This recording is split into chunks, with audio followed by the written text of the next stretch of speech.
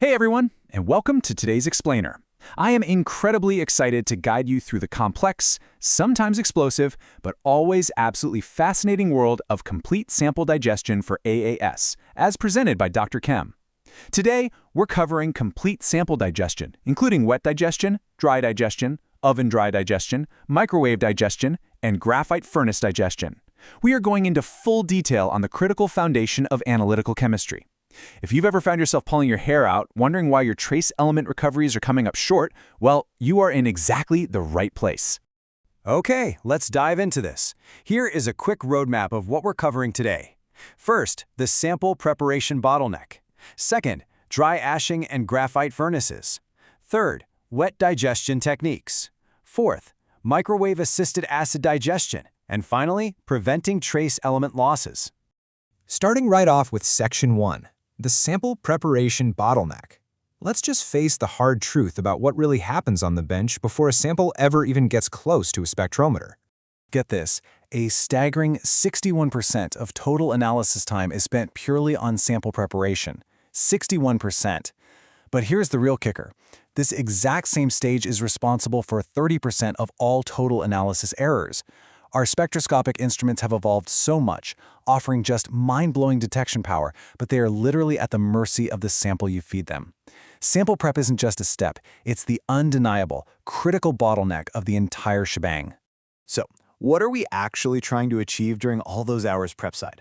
The core objectives are pretty straightforward. First, we have to isolate the analytes we actually care about from a giant sea of interfering organic and inorganic junk. Second, we need total dissolution of those analytes into a suitable liquid solvent. And third, because we are usually hunting for ultra-trace elements, we almost always need to pre-concentrate them. The goal sounds simple, right? But achieving it with zero contamination, low reagent use, and absolutely no analyte loss, that is where this science turns into an art form. And that brings us to Section 2, dry ashing and graphite furnaces. To really grasp our options here, it helps to juxtapose the two main methods. It's kind of like a balancing act.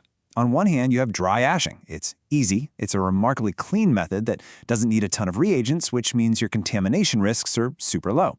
But, and it's a big but, the high heat creates a massive risk of losing your volatile elements. On the other hand, there's wet digestion. This runs at much lower temperatures, which beautifully preserves those finicky, volatile elements, but man, it is tedious. It needs constant babysitting, and it introduces a way higher risk of reagent contamination. Picture the physical reality of traditional dry ashing in the lab. You're typically dropping 0.5 to 2 grams of sample into a porcelain or platinum dish and throwing it into a muffle furnace. We are talking about using thermal decomposition to literally incinerate combustible organics at intense temperatures, usually right around 475 to 600 degrees Celsius. You can basically just walk away for 4 to 12 hours while the furnace does its thing. Afterwards, you just dissolve the leftover ash in some nitric or hydrochloric acid. It demands barely any of your attention, but if your target element happens to volatilize below 500 degrees, yeah, you simply cannot use this method. It's a deal breaker. But thankfully, technology has evolved to handle this beautifully.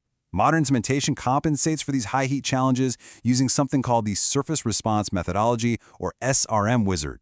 You'll find this in modern graphite furnaces like the HGA and THGA systems, because these setups use tiny amounts of sample, just a few microliters, for ultra-trace work. Finding the exact right temperature is make or break. The SRM wizard actually automates this by running an optimization test. It literally maps out this perfect elliptic surface curve to balance your ashing temperature right against your atomization temperature. That guarantees maximum absorbance and recovery for your specific element. Pretty wild, right? But even with all that fancy automation, the physical reality of the lab environment still demands your attention. During the drying stage in a furnace, you actually need to engage your senses. You should literally be listening for a popping sound or carefully monitoring the furnace video to see if the sample sizzles or splatters. If it splatters, you are throwing analyte right out the window, and you need to dial back those drying temperatures and times immediately. So what if your elements are highly volatile and you just can't risk the intense heat of a furnace? We pivot to Section 3, wet digestion techniques. Let's walk through a very specific real-world protocol just to see how intense this gets. Imagine we're analyzing trace metals in fish and seafood tissue.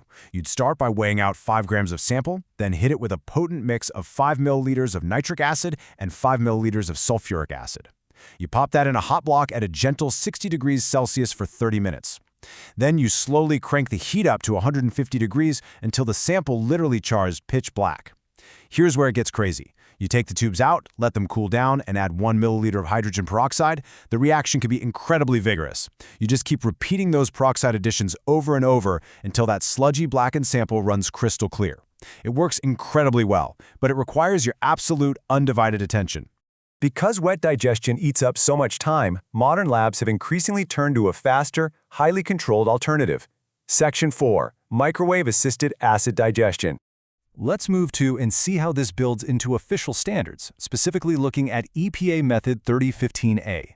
It relies on a super rigid structure for closed vessel microwave extraction. Instead of just open beakers boiling away on a hot plate, your sample and those nitric or hydrochloric acids are sealed tight inside highly durable fluorocarbon polymer or quartz liners. Using microwave heating allows for a much more aggressive digestion in a fraction of the time, all without those massive volatilization losses you get from open-air heating.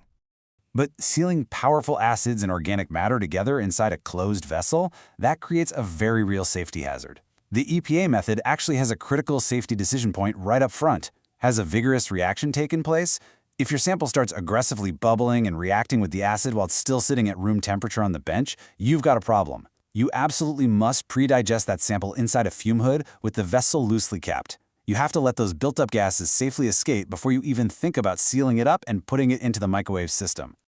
The entire secret to microwave digestion is extreme precision. The EPA requires strict temperature feedback control. We're talking about keeping the system within a tight window of plus or minus 2.5 degrees Celsius, dynamically adjusting the microwave output power in real time within 2 seconds.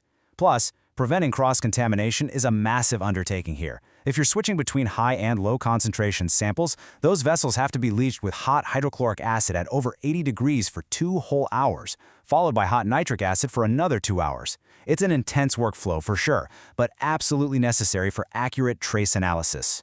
Which brings us to the ultimate conflict resolution of our explainer. Section 5. Preventing trace element losses. How do we juggle all this aggressive chemistry to make sure our trace elements don't just vanish? So the crucial point is this: you have to choose the exact right acid for your specific element. A brilliant study by Tubitak mapped out exactly how the wrong acid combinations destroy recovery rates.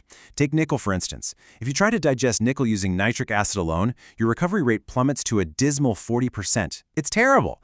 The fix? You have to use perchloric or sulfuric acid to get those numbers up.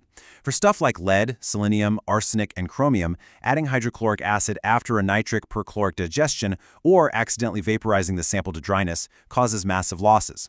Conversely, if you're looking at zinc, copper, or titanium, those are highly stable. A standard nitric perchloric digestion for 60 minutes works perfectly every time. But wait, there is an unexpected chemical twist you really have to watch out for. The research points out that the very acid mixtures we use to dissolve our samples actually alter the oxidation states of certain elements. Things like selenium I4, arsenic 3, chromium 3, tin 2, and antimony 3 are oxidized right out of their original states by these aggressive acids. You cannot just run them straight into the spectrometer like that. You absolutely must include a chemical reduction step to return them to their proper state before your final AAS determination. Sample preparation isn't just some boring hurdle you have to get through before the fun part. It is literally the definitive step that dictates the integrity of your entire analysis.